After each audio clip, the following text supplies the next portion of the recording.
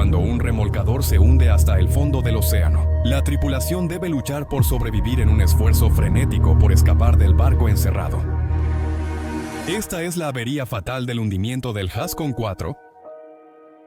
En el océano, los grandes petroleros enfrentan peligro cuando los fuertes vientos amenazan su estabilidad.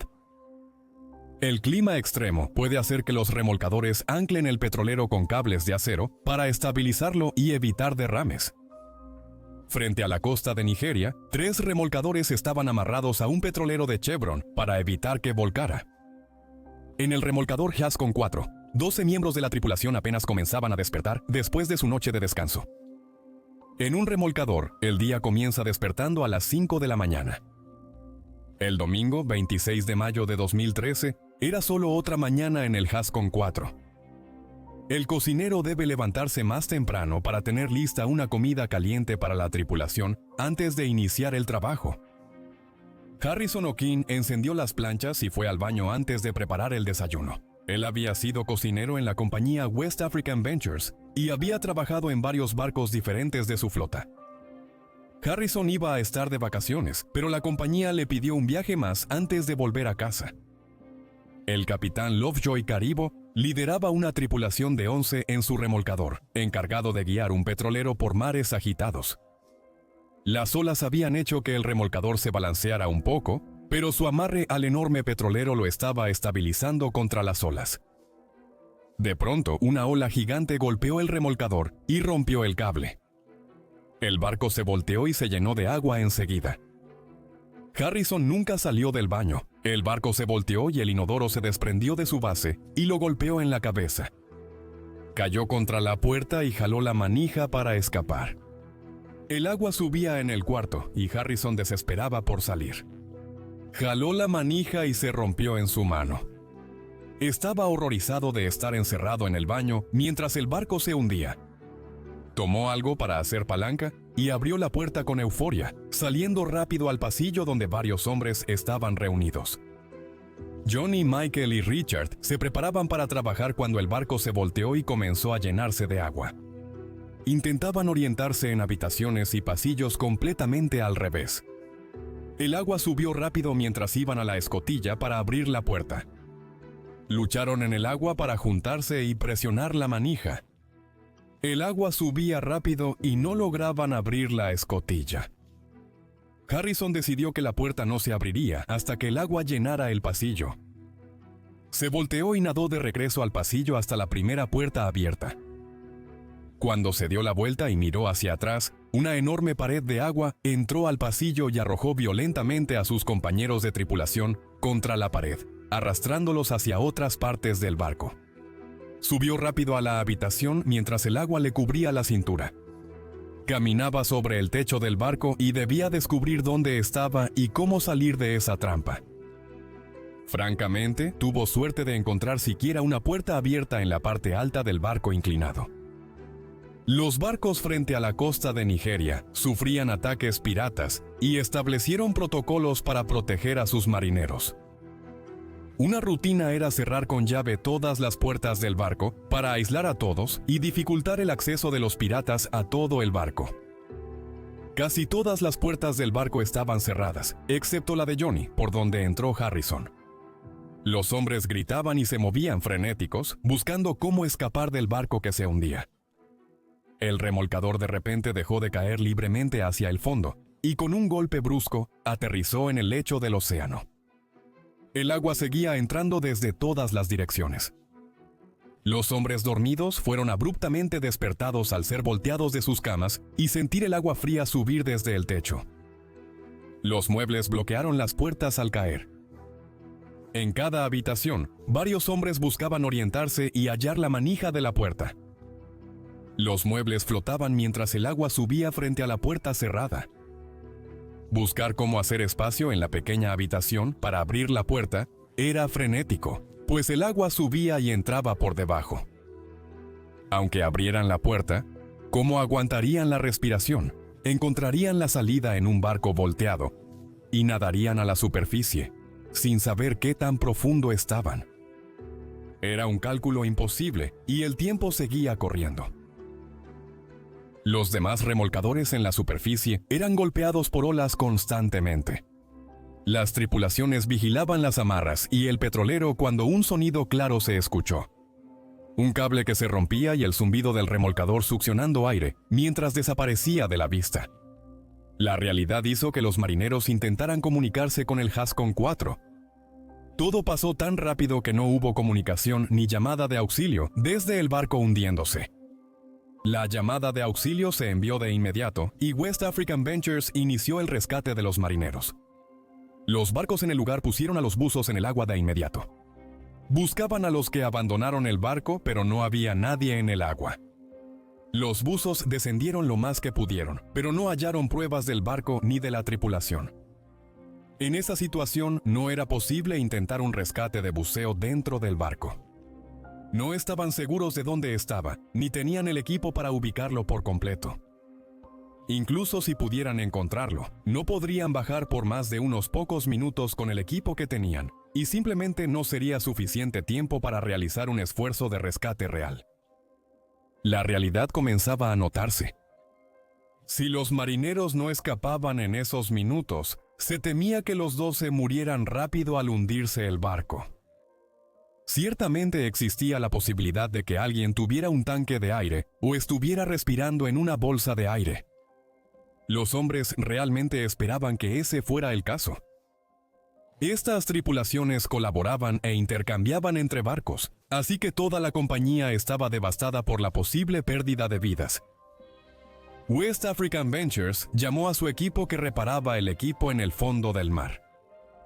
Estos buzos trabajaban en saturación a 60 metros de profundidad. Con un sistema de campana y cámara de saturación en su barco, trabajaron varios días seguidos a alta presión, a 60 metros de profundidad. Así solo debieron descomprimirse una vez tras un mes de trabajo. Utilizaron una mezcla de gases con helio, lo que distorsionaba las voces de los buzos. Se les pidió que dejaran de trabajar y se dirigieran de inmediato hacia el barco hundido. Tardarían 18 horas en llegar al Hascon 4. Los buzos ajustaron su saturación para igualar la profundidad estimada del barco hundido. En ese sitio, solo 30 metros hasta el fondo marino. Para cuando el equipo de rescate llegara al lugar, estaba claro que recuperarían cuerpos, no salvarían vidas. Colby, Nico y André, buzos experimentados, estaban listos para afrontar la difícil tarea que les esperaba. El principal reto era que las puertas exteriores estaban cerradas por la política antipiratas. Nico pasó 2 horas intentando abrir la pesada puerta de acero para entrar al barco hundido. Nico abrió la puerta y alumbró adentro con su linterna. Lo primero que encontraron fue el cuerpo del capitán Caribo. Nico lo reconoció de inmediato, y fue impactante ver la realidad de lo que esos hombres habían sufrido. Mientras cruzaba ese nivel del barco, halló 3 cuerpos más de la tripulación. La misión lo agobiaba mientras se preparaban para inspeccionar el siguiente nivel del barco. Aquí es donde las cosas se pondrían mucho más difíciles. Iba a subir los niveles en un remolcador volteado. Los pasillos y puertas estarían dando vueltas de un lado a otro, arriesgando que su cuerda umbilical se atore en una esquina o se quede atrapada en una puerta. Mientras nadaba por el corredor de la escalera, vio los dedos arrugados y blancos de una mano en otro cadáver frente a él. Extendió la mano para acercar el cuerpo hacia él. Sus gruesos guantes apretaron la mano y, para su absoluta sorpresa, la mano le devolvió el apretón. Se quedó atónito. Un miembro de la tripulación seguía vivo después de casi 3 días. La ola golpeó el costado del remolcador Hascon 4 por la mañana. Harrison intentó abrir la escotilla con su tripulación, pero no lo lograron. Harrison, al ver cómo el agua inundaba el barco, buscaba desesperado un lugar alto para alejarse de la corriente. Se arrastró a la cabina de un ingeniero, donde aún había aire. Su mente estaba acelerada pensando en lo que podía hacer para escapar. Vio a varios miembros de la tripulación morir justo frente a él, y aún podía escuchar los gritos de otros hombres que intentaban encontrar una salida. El agua en esta habitación subía lentamente, no como antes. Se subió a los muebles para levantar su rostro lo más alto posible. Los sonidos de sus amigos comenzaron a desvanecerse en los siguientes minutos. Para Harrison, algunos hombres escaparon o murieron. De todas formas, ya no estaban. Estaba solo en este pequeño bolsillo de aire, ya estable y con el agua sin subir más. Sabiendo que quedarse aquí era una muerte segura, Harrison respiró hondo varias veces y se sumergió bajo el agua para nadar de nuevo hacia la escotilla de salida. Intentó con todas sus fuerzas abrirla, pero estaba firmemente atascada. Solo podía intentarlo poco antes de volver a su bolsillo de aire. Nadando de regreso, accidentalmente pasó la puerta con el bolsillo de aire.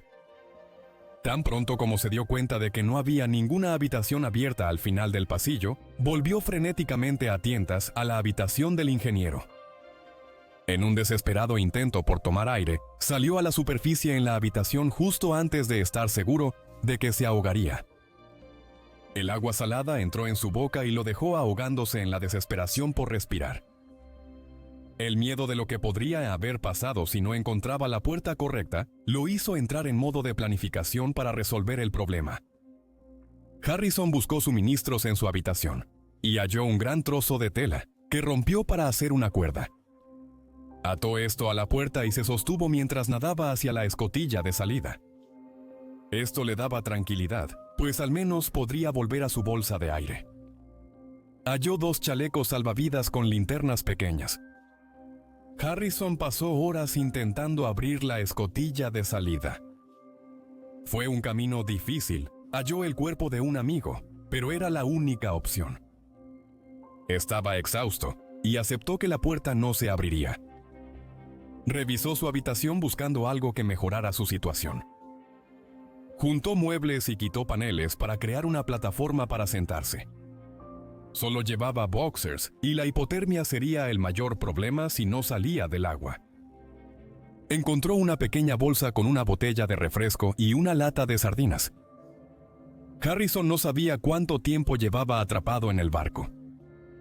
Al terminar el primer día, las linternas se apagaron y quedó atrapado en la oscuridad. Estaba sentado en su plataforma en silencio. Este tipo de privación sensorial puede ser enloquecedor. No oía ruidos ni golpes de otros sobrevivientes, así que sabía que estaba solo. Tras unas horas, los cadáveres en el agua comenzaron a oler y a traer peces carroñeros. Escuchaba chapoteos fuera de su habitación. Era evidente que peces comían la carne de los muertos. Harrison pasó su tiempo rezando y pensando en su familia. Simplemente no podía aceptar que su vida terminaría así y que su familia tendría que seguir adelante sin él. Trató de pensar cómo salvarse, pero no había forma de salir del bote y sobrevivir solo. No tenía luz, ni provisiones, ni información sobre cómo salir del bote o cuán lejos de la superficie estaba realmente. Su única opción era el rescate. Estar en completa oscuridad y silencio total es un desafío mental difícil de soportar hora tras hora. Saber que estás atrapado en un barco en el fondo del océano entumece la mente. Él estaba en un espacio de aire diminuto y no tenía idea de cuándo se le acabaría el suministro de oxígeno. Harrison llevaba casi 2 días atrapado cuando oyó los primeros sonidos de esperanza. Escuchó botes cercanos soltando boyas y golpes metálicos en el casco. No hubo señales de rescate por más tiempo. ¿Acaso sabían siquiera que él seguía vivo? Intentó golpear las paredes, pero el equipo de rescate no detectó sus señales. Esperaban recuperar 12 cuerpos tras más de 48 horas en el fondo del océano. Harrison oía los golpes del equipo de rescate, pero nadie se acercaba. Aunque seguía tranquilo, Harrison comenzaba a tener problemas para respirar. El pequeño espacio donde estaba tenía poco oxígeno y acumulaba dióxido de carbono. Es un proceso lento que afecta gradualmente hasta dificultar la respiración y hacer evidente el estrés. Llevaban más de 2 días en este lugar. Harrison estaba respirando profundamente, pero aún sentía que le faltaba el aire. Cada momento era una lucha y no sabía cuándo se desmayaría por el desequilibrio de gases aquí. Vio una luz a lo lejos e intentó nadar hacia ella para hacerse notar, pero tuvo que volver. Esperó de nuevo, con la esperanza de que regresaran. Después de horas tensas de espera, La luz se dirigió directamente hacia él. Metió la mano en el agua para mostrarse, y el rescatista le agarró la mano y tiró de él. Harrison estaba eufórico. Al fin alguien sabía que él estaba vivo. Los hombres intercambiaron sorpresa y palabras de tranquilidad. Nico se sorprendió al hallar a un sobreviviente, pero se alegró de poder salvarlo. Colby y Nico discutían qué hacer, sorprendidos de hallar a un tripulante vivo. Debían encontrar cómo sacarlo del barco y llevarlo a su campana de buceo de forma segura. Después de discutirlo con el equipo médico en el barco principal, decidieron que Harrison tendría que ser sacado con un casco de buceo y luego mantenerse en la cámara de descompresión durante los siguientes 3 días para aclimatarlo de nuevo al nivel del mar. Estuvo a 30 metros de profundidad por 63 horas. Su cuerpo estaba saturado de nitrógeno y subir rápido sería mortal. Más tarde se calculó que su espacio de aire, de poco más de 1 metro de altura, solo tenía suficiente oxígeno para sobrevivir alrededor de 60 horas. Habría muerto 1 o 2 horas después, y los rescatistas no habrían sabido lo cerca que estuvieron. Fue un rescate milagroso para Harrison, pero una devastadora realidad al darse cuenta de que el resto de toda la tripulación había perecido. Él esperaba que algunos de ellos hubieran escapado del hundimiento inicial. Estos muchachos llevan 17 años en la empresa. Tienen sueños, tienen familias. Conozco a uno que tiene 9 hijos. Lloraba porque quería un niño. Tiene 9 hijas y su esposa tuvo un niño. Nunca regresó a casa para ver a su esposa. Murió sin conocer a su hijo. Hay otro que tiene esposa. Ha estado casado durante 25 años y adoptó a una niña. La esposa acaba de dar a luz a gemelos y él planeaba tomarse un descanso conmigo para ver a su esposa. Nunca vio a su esposa. Harrison estaba agradecido de estar vivo, pero sufrió de trastorno de estrés postraumático, culpa del sobreviviente y ansiedad durante años. Podría pensarse que Harrison evitaría el océano, pero tomó otra decisión. Tras años lidiando con este trauma, decidió certificarse como buzo y enfrentar su miedo al océano.